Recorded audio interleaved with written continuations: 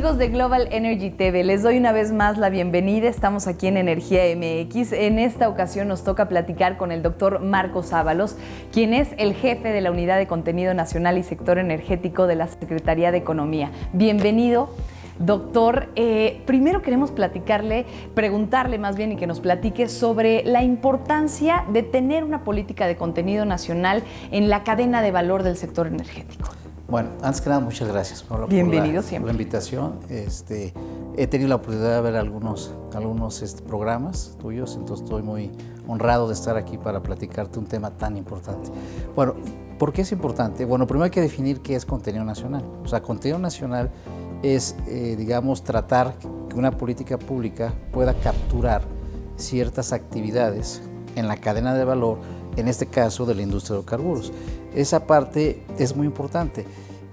¿Y por qué? Porque la idea de capturar esas actividades tiene que ver con dar valor agregado. Entonces eso significa mejores empleos, mayor productividad, mayor mano calificada. Es una exigencia que se tiene que hacer porque es una industria muy peculiar, es una industria muy compleja y es una industria que requiere no solamente de altos montos de inversión, o sea, requiere de mucha especialización, ¿no? Entonces, sacar el aceite, el petróleo, no es tan sencillo, entonces eso requiere varias etapas y ahí es donde se requiere mano de obra, se quiere investigación, se quiere nuevas tecnologías, entonces, y esa parte, países que se meten a ese tema, pues les va mucho mejor en términos de desarrollo económico. Ahora, cuando hablamos ya de los mecanismos dentro de esta política de contenido nacional que sean fundamentales para poder ya impulsar la proveeduría local en este sector, ¿cuáles podrían ser? Mira, las fundamentales. Esa es una muy buena pregunta y yo creo que siempre hay que ver la experiencia internacional. Yo te hablaría de 4. O sea, obviamente hay casos de éxito y de fracaso, sí, ¿no? Pero están muy bien documentados y creo que hay cosas. El primer elemento que yo te diría es dotar a la gente, a la agencia, en este caso la unidad que se encarga de implementar la política de contenido nacional en el sector energético, necesitamos dotarla de un marco normativo jurídico que le permita, o sea, que tenga dientes para implementar sus actividades sustanciales. Hoy a la fecha no tenemos esas actividades. Por ejemplo, una muy importante es verificar el contenido nacional. Nosotros acabamos de mandar a CONAMER, que es la Comisión Nacional de Mejora Regulatoria, estos instrumentos jurídicos que nos van a permitir, por ejemplo, verificar. Entonces, ese es un ejemplo de que necesito yo para poder realmente implementar. El otro instrumento del que yo te hablaría es que crear una agenda, una política de fomento a la industria, a esta proveeduría de la que tú hablas, y contenido nacional. Esta tiene que ser consensada. O sea, yo creo que el gobierno tiene que tener una idea muy clara como la tenemos, y tenemos que ser capaces de invitar a los distintos agentes, no solamente a los operadores, te estoy hablando a las pequeñas y medianas empresas, te estoy hablando a la academia, a todos los que estamos involucrados en el sector energético, tienen que creer en esta política de consenso, y para eso Economía preside el Consejo de Fomento para la Industria de Hidrocarburos. Ahí están todos, estamos trabajando. La próxima semana es la 3ª sesión del Consejo y ahí estamos proponiendo la política porque estoy convencido que es muy importante que no solamente hay fallas de mercado, también hay fallas de gobierno. Entonces, los reguladores tenemos que conocer el día a día, del negocio, y eso nos retroalimenta para diseñar. La tercera parte que yo te diría y que es muy importante es, yo no creería, para hacer un gobierno transparente y eficiente, creo que ahorita para nosotros ya no hay manera de evitar. Necesitamos que todas nuestras tareas sustantivas estén en la era de la digitalización. O sea, si nosotros, todas nuestras tareas sustantivas todos los trámites, todo el servicio que ofrecemos para los operadores y para toda la cadena de valor en la industria de hidrocarburos, si nosotros digitalizamos, pues vamos a ser más transparentes, vamos a ser más eficientes. No es posible que nosotros, por ejemplo, para reportar contenido nacional, mandamos formatos ya muy viejos, ¿no? Muy arcaicos, que son difíciles. Quizás no actualizados. Exactamente, no actualizados. Entonces todo eso, y tiene que ser desde tu celular. O sea, el reporte de contenido tiene que ser, desde tu celular. Tú como operador tienes que ver cómo vas, si vas bien o vas mal, qué te falta, que sea todo entendible. La fórmula, por ejemplo, para medir contenido nacional es horrible, es pues, confusa, no es transparente. Entonces, creo que sí es muy importante. Y el último punto, ya para cerrar esta parte, necesitamos capital humano. O sea, no puede ser que, digamos, te dediques a la industria de hidrocarburos y no tengas ingenieros, no tengas geólogos, etcétera. Y eso ya lo tenemos. O sea, estamos armados. Ahora, empezábamos a tocar el tema de la verificación y por lo tanto de la medición de la cadena nacional que se lleva a cabo por parte de los operadores. ¿Se está pensando en impulsar la digitalización y cómo se está haciendo? Bueno, la digitalización sí, como yo te decía, es un pilar de mi estrategia que no podemos renunciar. Eso está, pero yo me diría un pasito atrás. Para eso necesitamos, tú lo acabas de decir, medición. ¿Cómo medimos el contenido nacional? Déjame decirte que no lo estamos midiendo bien. Es decir, no estamos capturando lo que debemos de capturar. La ley de hidrocarburos es muy clara. Tienes que considerar, tienes que poner a jugar en una ecuación, por decirlo así, 6 componentes, ¿no? Que es bienes, servicios, mano de obra, transferencia tecnológica, capacitación y gasto en infraestructura. Pues resulta que si tú ves la experiencia internacional de esas 6 variables, al menos, pues hay unas que tienen un rol más importante que otras. Pues resulta que el México solamente tiene el rol importante, así fue diseñada la ecuación, que por cierto es otra discusión, está mal diseñada, pero le da mucho peso a bienes y servicios, que sí es importante. Pero ¿qué hay, por ejemplo, de transferencia tecnológica? ¿Qué hay de capacitación? ¿Qué hay de gasto en infraestructura? Eso en otros países es muy importante por los mismos operadores. Y yo creo que a nosotros eso nos faltó. Y eso es lo que estamos trabajando. Las mismas variables, pero el rol de cada una tiene que cambiar. Y eso hay que construirlo con consenso. Y eso no es sencillo. No es una tarea sencilla porque imagínate, necesitas definir ahora sí qué bienes y servicios que solamente estén en el upstream, en la industria de hidrocarburos. Porque si uno revisa actualmente, pues todo cabe. Te doy un ejemplo, me reportan como transferencia tecnológica, te mandan a un estudiante 2 semanas a un estado en Estados Unidos, 2 semanas, y regresan y eso me lo ponen como transferencia tecnológica. Pues todos sabemos que eso no es transferencia tecnológica. Entonces hay mucho por hacer antes de ir a la digitalización. Entonces primero tenemos que tener los instrumentos normativos jurídicos que nos permitan llevar a cabo nuestras tareas sustantivas y después todo eso pasarlo en una era digital y eso lo vamos a hacer. Si tú ves uno de los pilares que la secretaria Graciela Márquez, la secretaria de Economía, uno de sus pilares fundamentales es la innovación y la innovación tecnológica es parte importante incluso en el servicio público. Ahora, entiendo que en varios foros de la Secretaría de Economía se ha podido reunir con clústeres de energía, de la industria, de la academia, de reguladores, y pues habría que preguntarle cuáles entiende hasta ahora que han sido las necesidades o que ellos están expresando que son las necesidades para poder finalmente construir esta estrategia nacional. Mira, eso que es muy importante. Yo creo que lo primero son 2, digamos, mecanismos. Uno es el foro, el consejo para el fomento de la industria de hidrocarburos, que sesiona en la Secretaría de Economía y ahí van todos, y ahí escuchamos, y el otro son la agenda subnacional que tengo, o sea, voy a escucharlos, voy a sus estados y escuchar. Entonces, la primera demanda, y creo que es muy importante, requieren certeza, ¿no? O sea, certeza jurídica, certeza en inversión, y eso estoy totalmente de acuerdo, por eso es que estoy rediseñando toda la política de contenido nacional para darle certeza, ¿no? Y que las reglas sean muy claras, muy objetivas y, digamos, acorde a lo que se necesita el país. Entonces, esa es una parte. La otra demanda que requieren es financiamiento. Fíjate que ahí, en temas de financiamiento, nosotros es otro de nuestros pilares importantes, pero si hay un tema de pagos, la cadena, entonces si hay un tema de financiamiento, que ahí afortunadamente en este consejo está la Secretaría de Hacienda, está Nacional Financiera, etcétera, y sí necesitamos digamos, plantear esa solución a nivel nacional, que hay un tema de financiamiento, indudablemente, ¿no? El otro tema que requieren es capacitación en tema tecnológico, innovación. ¿Sabías? Hay un estudio del Banco Mundial que salió muy reciente, y te vas a sorprender porque, digamos, si tú, los que estamos en el sector, digamos, ya más general, más allá de energía, y si uno revisa los indicadores de las empresas, tú vas a ver que hay empresas siempre que salen muy buenas y otras muy malas. Y esos indicadores son, estas encuestas se hacen, digamos, los mismos empresarios las contestan. Entonces nosotros tenemos una idea a través de los años que hay empresas buenas y malas.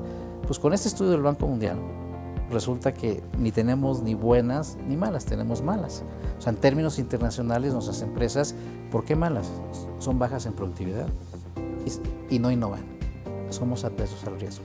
O sea, tenemos una visión de corto plazo y esta es una industria en la que tienes que pensar a largo plazo. Entonces, creo que la experiencia en esta industria debería de extrapolarse, transmitirse a otros empresarios, decir, a ver, esto no es hacer hamburguesas, esto es hacer un monto de inversión y tener esa madurez y esa visión de largo plazo que muchos empresarios mexicanos no tienen.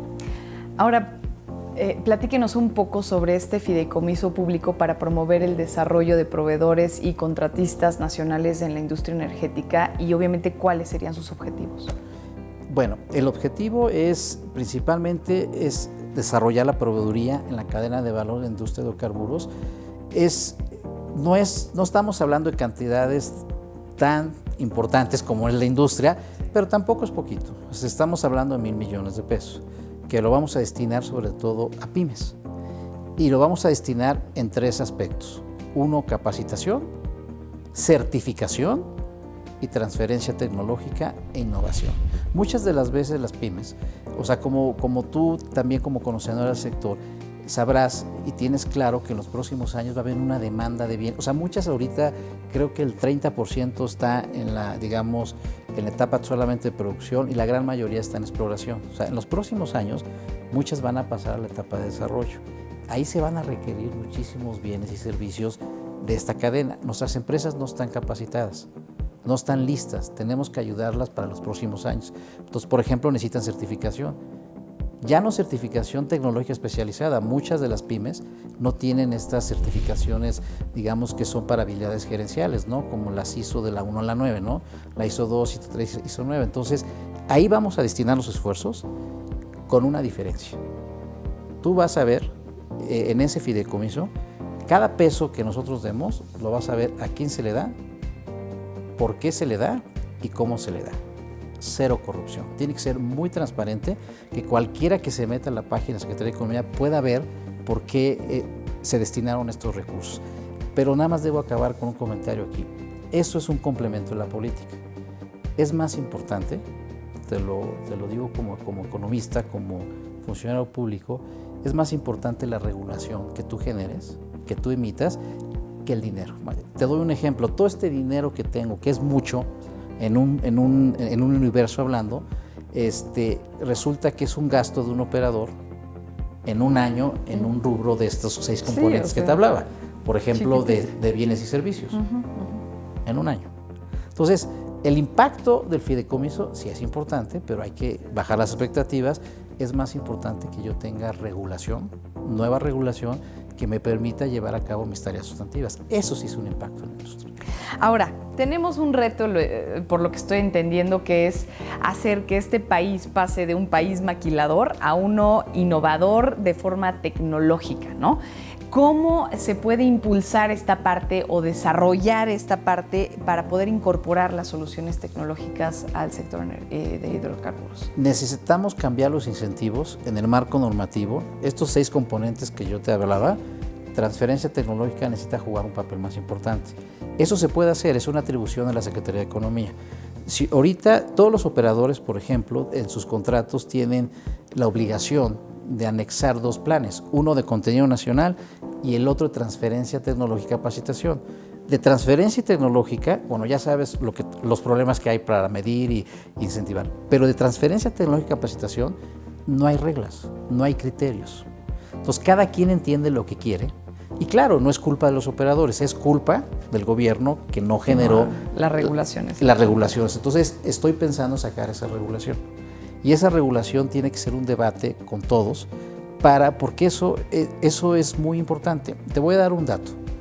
¿Cuánto crees ahorita, como tú también, como conocedora del sector, Sabemos que en un escenario pesimista, entre comillas, al menos de los 111 contratos ahorita, está aprobado 36,000 millones de dólares.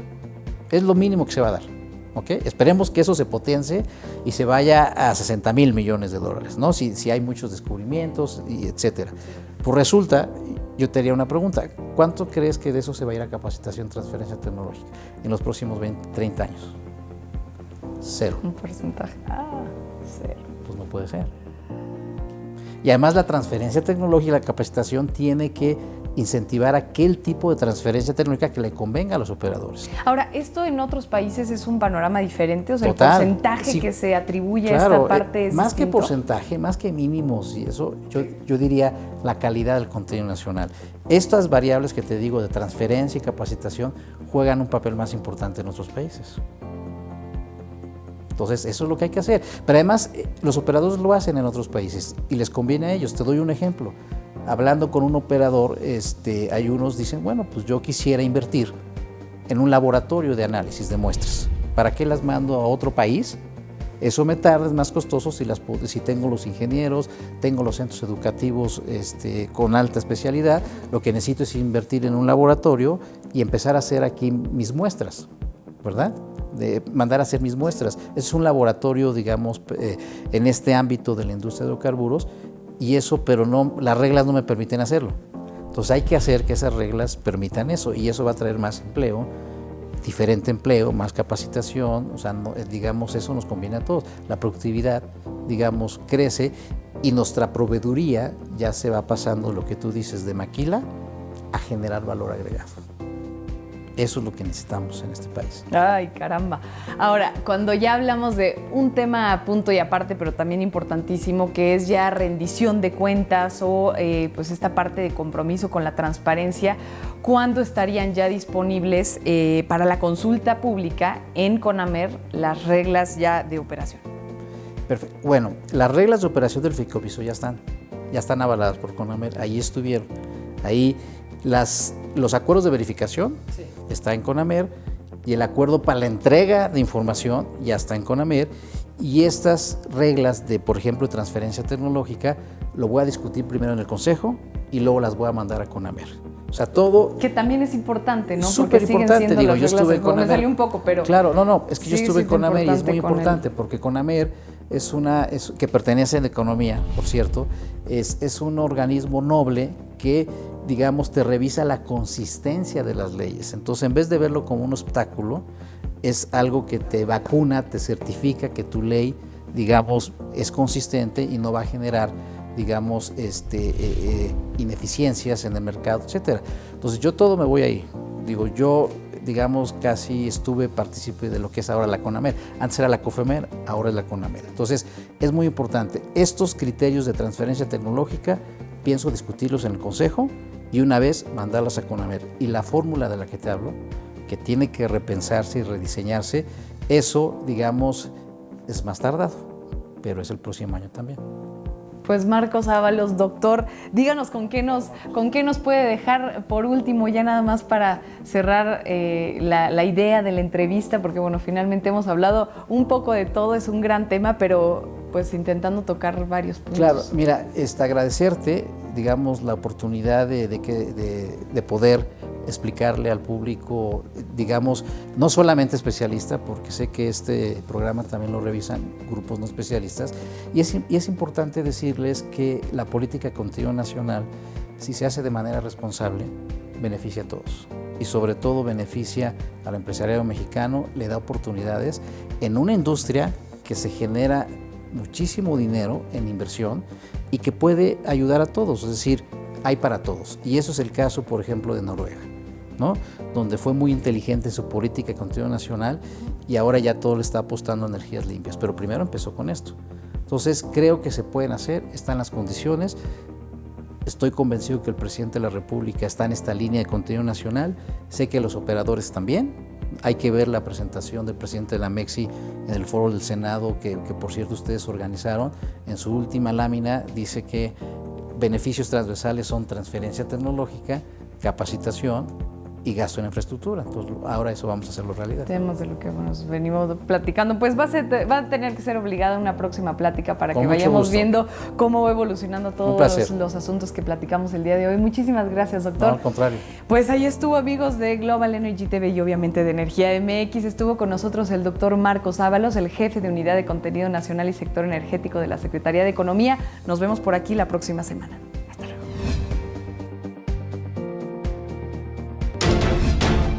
Marinsa, compañía internacional que brinda soluciones integrales a la industria oil and gas mediante embarcaciones especializadas y equipos de perforación, presentó.